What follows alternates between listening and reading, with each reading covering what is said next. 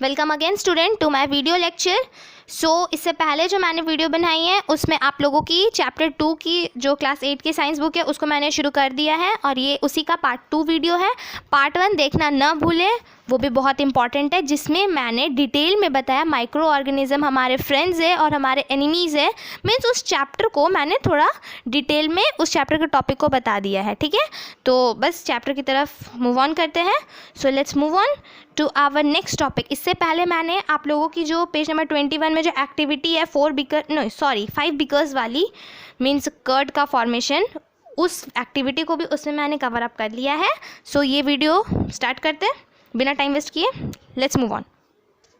हम लोग पढ़ रहे थे माइक्रो ऑर्गेनिज्म हमारे फ्रेंड्स है, तो कैसे वो हमारा हेल्प करते हैं, इससे रिलेटेड हम लोग 4 टॉपिक्स पढ़ लिए। पहले कर्ड या चीज़ फॉर्मेशन में, दूसरा बेकरी प्रोसेस मीन्स फर्मेंटेशन में, केक या इडली बनाने में, और तीसरा है अल्कोहलिक बिवरेजेस में, शराब की आइटम्स बनाने में।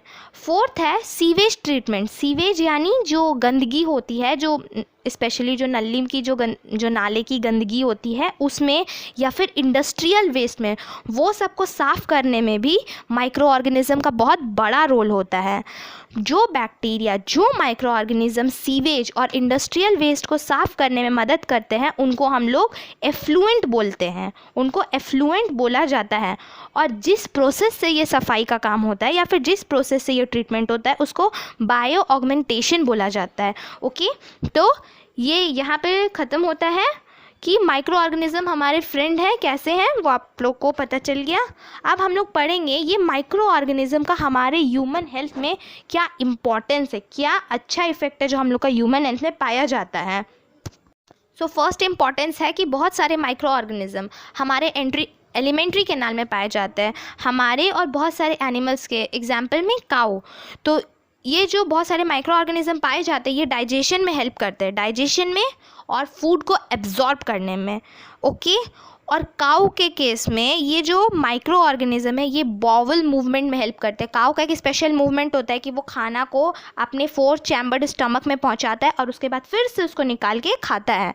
ठीक है, तो ये बॉवल मूवमेंट में भी हेल्प करता है। सेकेंड पॉइंट क्या है, माइक्रो ऑर्गेनिज्म जो है वो एंटीबायोटिक का फॉर्मेशन में भी हेल्प करता है। Micro organisms also help in formation of antibiotic. अब एंटीबायोटिक्स क्या होता है, एंटीबायोटिक होता है ऐसा केमिकल, एंटीबायोटिक ऐसा केमिकल होता है जो हार्मफुल माइक्रो ऑर्गेनिज्म का ग्रोथ पे, हार्मफुल माइक्रो ऑर्गेनिज्म का लाइफ प्रोसेस को इनहिबिट करता है। मतलब जो हार्मफुल हम लोग के बॉडी में जो हार्मफुल माइक्रो ऑर्गेनिज्म है वो लोगों का लाइफ बढ़ने में रोक देता है, उनको वहीं पे ख़त्म कर देता है।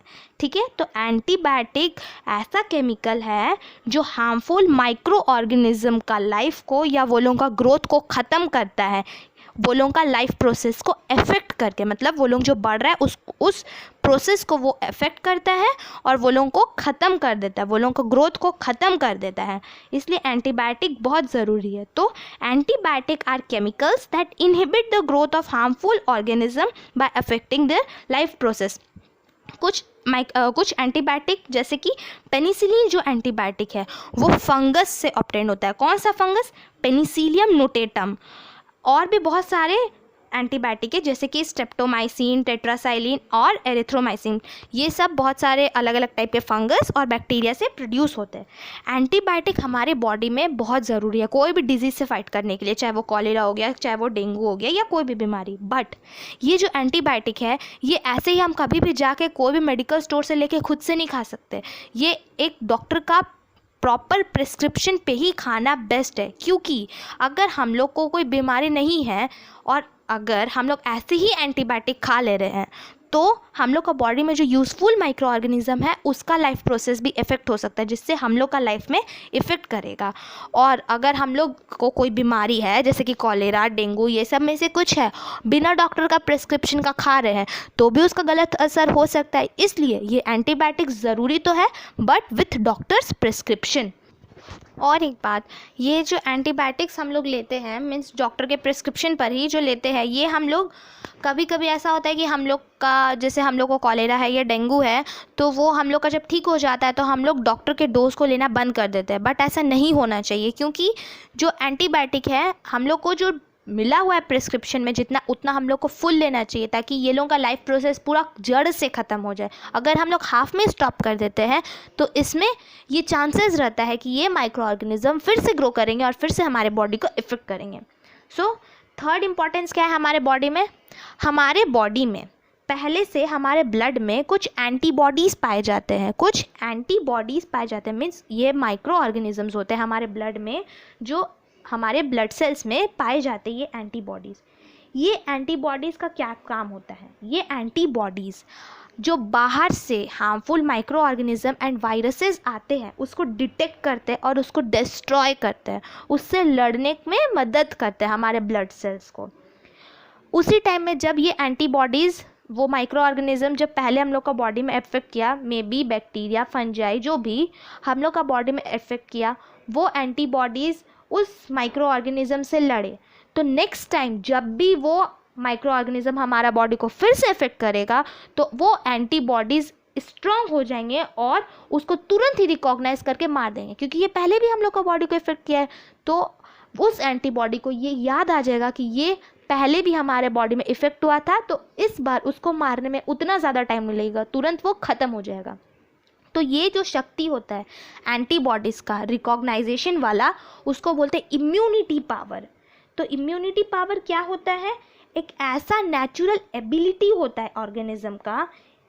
पहले मैं इसको थोड़ा इंग्लिश में बता देती हूँ। Immunity is the natural ability of an organism to have an inbuilt mechanism to resist and destroy the infection that some microorganism can cause। मतलब इम्यूनिटी एक नेचुरल एबिलिटी होता है, ये नेचुरल हमारे बॉडी में आ जाता है, क्योंकि पहले भी हमारे एंटीबॉडीज़ जो प्रेजेंट है ब्लड सेल्स में, वो पहले भी उस माइक्रो ऑर्गेनिज्म से लड़ चुके हैं। तो इसीलिए ये इम्यून पावर, ये इम्यूनिटी वो लोग में आ गया है कि वो जब भी उसको दोबारा देखेंगे तुरंत रिकॉग्नाइज करके उसको मार देंगे। तो ये इम्यूनिटी हमारे में इनबिल्ट होता है, पहले से ही आया हुआ होता है रेजिस्ट करने और डिस्ट्रॉय करने में हार्मफुल माइक्रो ऑर्गेनिज्म को। जिसका इम्यूनिटी पावर जितना अच्छा होता है वो उतना अच्छा, मीन्स वो उतना अच्छा से माइक्रो ऑर्गेनिज्म, जो हार्मफुल माइक्रो ऑर्गेनिज्म है, उसका सामना कर पाता है। इसलिए ये कहा जाता है कि अपना इम्यूनिटी सिस्टम एकदम स्ट्रॉन्ग रखना चाहिए। और ये इम्यूनिटी सिस्टम आयुर्वेदिक चीज़ या फिर घर की जो पौष्टिक चीज़ आती है उन्हें खा के ही हमारा इम्यूनिटी सिस्टम स्ट्रॉन्ग बनता है। बट कभी कभी हम लोग को इम्यूनिटी सिस्टम को स्ट्रॉन्ग करने के लिए, मीन्स अपना इम्यूनिटी सिस्टम को बढ़ाने के लिए खाली मीन्स फूड पे निर्भर रहने से नहीं होगा। इसके लिए कभी कभी हम लोग को वैक्सीनेशन का भी दरकार पड़ता है। वैक्सीनेशन क्या होता है?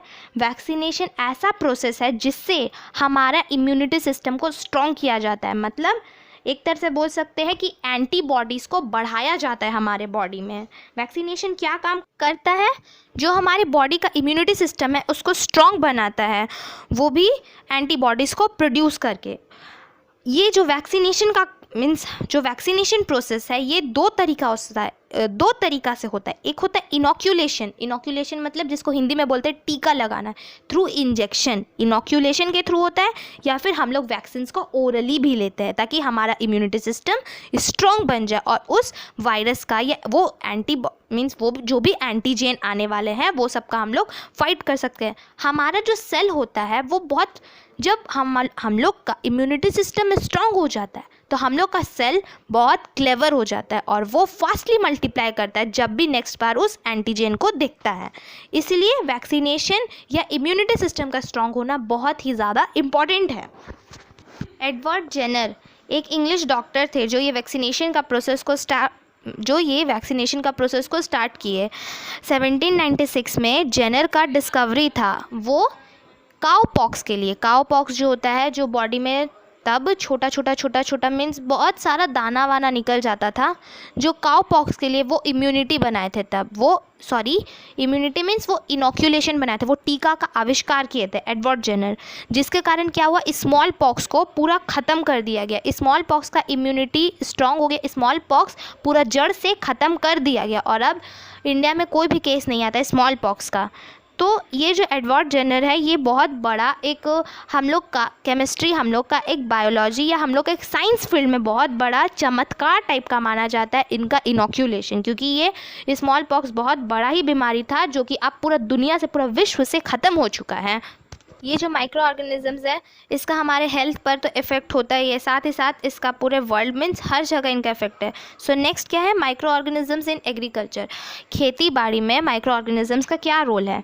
माइक्रो ऑर्गेनिजम्स जैसे कि बैक्टीरिया या ब्लू ग्रीन एल्गे, जिसको हम लोग साइनोबैक्टीरिया भी बोलते हैं, वो जो एटमॉस्फेयर में नाइट्रोजन रहता है उसको यूजेबल फॉर्म में फिक्स करते हैं। मीन्स एटमॉस्फेरिक नाइट्रोजन को वो यूजेबल फॉर्म में, मीन्स जो सॉइल में है, सॉइल में मिक्स कर देते हैं ताकि वो यूज़ हो सके। और इसी कारण इन माइक्रो ऑर्गेनिजम्स को बायोलॉजिकल नाइट्रोजन फिक्सर्स कहा जाता है, क्योंकि ये एटमॉस्फेरिक नाइट्रोजन को यूजेबल फॉर्म में लाते हैं जो कि यूज़ किया जा सके।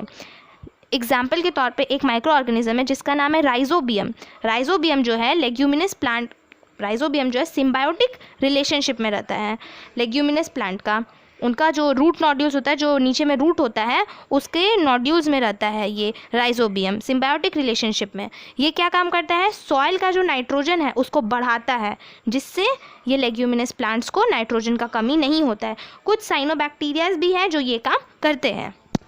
Micro organism also help in energy और फ्यूल प्रोडक्शन। माइक्रो ऑर्गेनिज्म जो है एनर्जी और फ्यूल उसके प्रोडक्शन में भी हेल्प करते हैं। कुछ माइक्रो ऑर्गेनिज्म इथेनॉल प्रोड्यूस करते हैं। इथेनॉल जो बहुत ही मीन्स इम्पॉर्टेंट फ्यूल है एनर्जी प्रोड्यूस करने के लिए, वो कुछ माइक्रो ऑर्गेनिज्म इथेनॉल प्रोड्यूस करते हैं। इथेनॉल कैसे प्रोड्यूस करते हैं, शुगर का फर्मेंटेशन से कुछ माइक्रो ऑर्गेनिज्म इथेनॉल प्रोड्यूस करते हैं और मीथेन भी प्रोड्यूस करते हैं बायोगैस रिएक्टर में।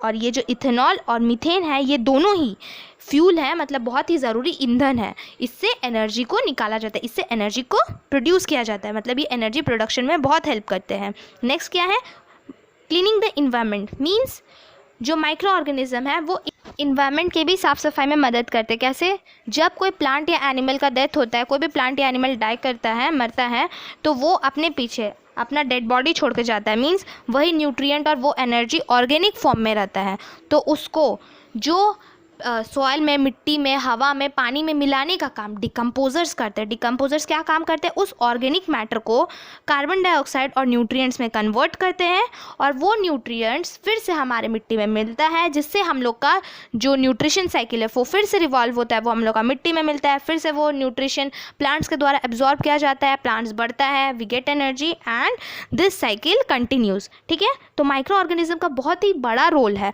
अगर माइक्रो ऑर्गेनिजम्स नहीं होते तो हर जगह आज हमारे पूरे वर्ल्ड में डेड बॉडीज पाए जाते। क्यों, क्योंकि उनको डिकम्पोज करने वाला ही कोई नहीं होता है। तो micro organisms means decomposers are very important part of our day to day life. कुछ डिकम्पोजर्स का नाम क्या है, जैसे कि बैक्टीरिया और फंजाई। ये जो माइक्रो ऑर्गेनिज्म जो बॉडी को डिकम्पोज करते हैं उनको डिकम्पोजर्स ही बोला जाता है। Okay, so let's move on. Next topic क्या है हमारा, माइक्रो ऑर्गेनिज्म द फोर्स। अभी तक हम लोग क्या पढ़े, माइक्रो ऑर्गेनिज्म हमारे फ्रेंड्स थे। मीन्स माइक्रो ऑर्गेनिज्म हमको किसी न किसी तरह हेल्प ही कर रहे थे, चाहे वो एग्रीकल्चर में हो, चाहे वो हमारे बॉडी में हो, चाहे कहीं पर भी हो, वो हमको हेल्प ही कर रहे थे। पर कुछ माइक्रो ऑर्गेनिज्म हमारे एनिमीज़ भी होते हैं, हमको हार्म भी करते हैं। तो उन माइक्रो ऑर्गेनिजम्स के बारे में हम लोग अपने नेक्स्ट वीडियो में पढ़ेंगे, पार्ट 3 वीडियो में। तब तक के लिए मेरे इस चैनल को लाइक करें, अपने सभी दोस्तों के साथ शेयर करें और सब्सक्राइब करना ना भूलें, ताकि आप लोगों को इसकी आगे की वीडियोज़ मिलती रहे। तब तक के लिए good bye and take care. Bye guys.